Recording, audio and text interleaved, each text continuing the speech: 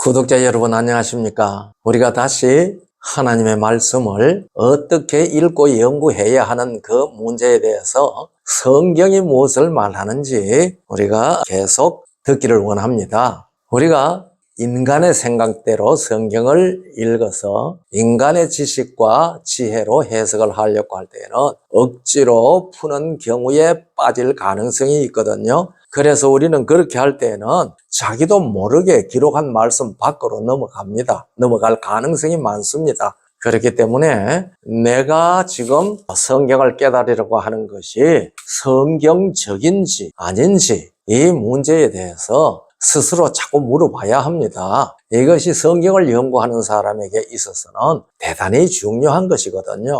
그래서 사도 바울은 고린도 후서 2장 17절에서 그렇게 우리에게 고백하고 있습니다. 우리는 수다한 사람과 같이 하나님의 말씀을 혼잡하게 하지 아니하고 곧 순전함으로 하나님께 받은 것 같이 하나님 앞에서와 그리스도 안에서 말하노라. 오늘날 성경 말씀을 가지고 가르치는 사람이라든지 설교하는 사람이라든지 전도하는 사람은 이 고린도 후서 2장 17절 말씀을 마음속에 깊이 새겨봐야 된다고 생각을 합니다. 바울은 사도지 않습니까? 이 사도인 바울도 이렇게 말했거든요.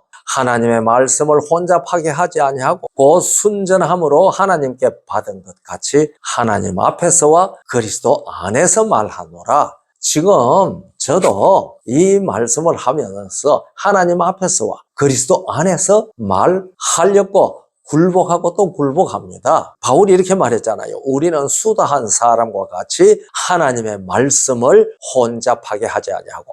그러니까 사도가 살아있는 그 시대에도 수다한 사람들이 하나님의 말씀을 혼잡하게 했다는 사실을 드러내고 있습니다. 이때 하나님의 말씀이라고 했을 때에는 신약 성경이기보다는 구약 성경이지요. 그때는 아직 신약 성경이 형성되기 전이거든요. 그러나 지금은 우리는 구약과 신약, 그래서 성경 전설을 가지고 있습니다. 그런데 사도가 살아있을 그때에도 하나님의 말씀을 혼잡하게 하는 사람들이 수다했거든 하물며 지금 2000년대까지 내려오면서 얼마나 많은 사람들이 하나님의 말씀을 혼잡하게 했겠습니까? 그래서 예수님께서 가르쳐 주신 대로 성령의 진리에 성령의 인도를 받아서 성령께서 가르쳐 주시는 대로 성경 말씀을 깨닫도록 자기의 지식, 자기의 경험, 자기의 지혜 이거 다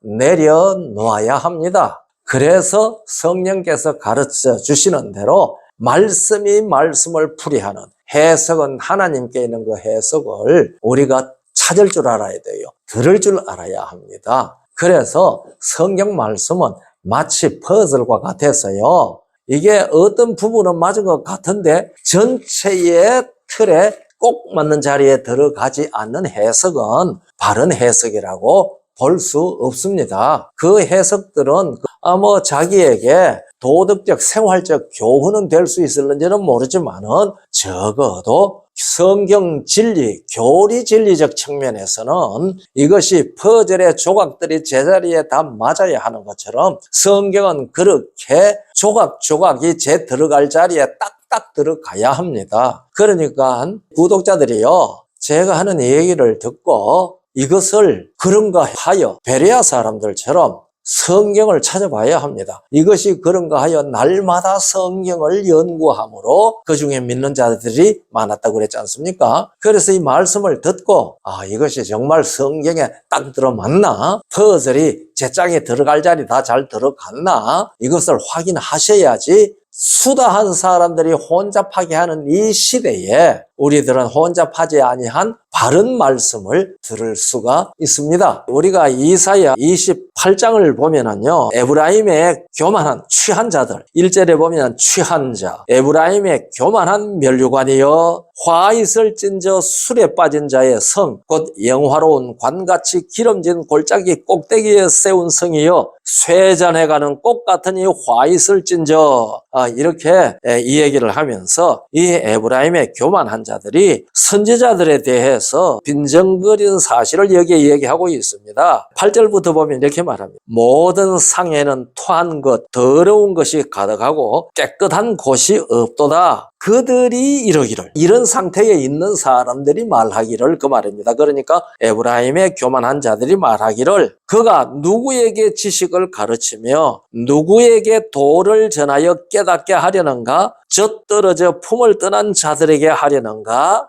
이렇게 이제 선지자들을 향하여 이렇게 공격합니다. 그러면서 대저 경계에 경계를 더하며, 경계에 경계를 더하며, 교훈에 교훈을 더하며, 교훈에 교훈을 더하되 여기서도 조금 저기서도 조금 하는구나 하는도다. 그러니까 이 선지자들이 경계에 경계를, 교훈에 교훈을 더해서 성경 말씀 가운데 여기서도 조금 저기서도 조금 취해서 사람들을 가르친다고 빈정거리는 겁니다. 그러니까 여호와께서 그들에게 말씀하시되, 그 빈정거리는 에브라임의 교만한 자들에게 말씀하시기를, 그 말이죠. 13절입니다. 여호와께서 그들에게 말씀하시되 경계에 경계를 더하며 경계에 경계를 더하며 교훈에 교훈을 더하여 교훈에 교훈을 더하고 여기서도 조금 저기서도 조금 하셔서 그들로 가다가 뒤로 넘어져 부러지며 걸리며 잡히게 하시리라. 그러니까 선지자들이 경계의 경계를, 교훈의 교훈을 그렇게 더해서 성경 말씀 가운데 여기서도 조금 저기서도 조금 그렇게 해서 성경 풀이를 하는 것은 합당하다는 말씀을 하시는 거거든요. 우리가 성경 연구를 할 때에 성경은 다 짝이 있다, 그런 얘기를 잘 합니다.